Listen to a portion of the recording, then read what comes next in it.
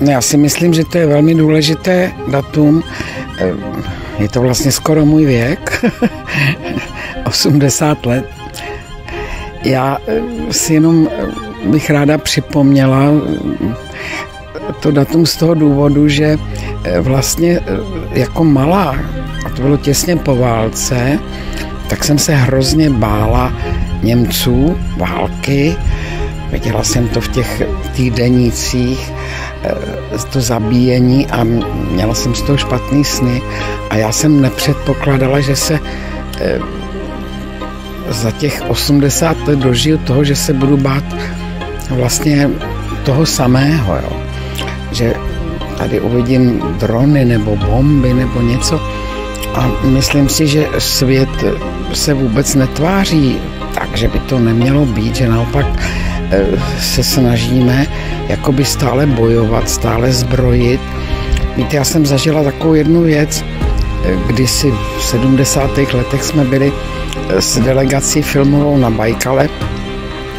Měli jsme takovýho průvodce, takový milej člověk to byl, který nás tam provázel a my jsme stáli nad Bajkalem, což je úžasný, nádherný, to snad nemůže být jezero, pro mě to bylo jak moře. A on, já si to doteď pamatuju, je to hodně let, kde stál, takhle říkal tam naproti, tam nedohlednete, ale tam je moje vesnice. Tam jsem se narodil, mě bylo 5 let, když skončila válka. A z té vesnice se nevrátil ani jeden muž.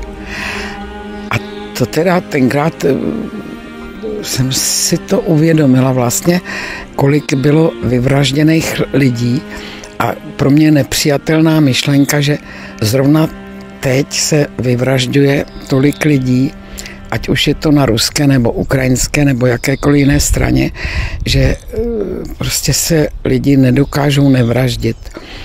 Já bych ráda, kdyby to výročí způsobilo to, že si uvědomíme, že nechceme nikoho vraždit.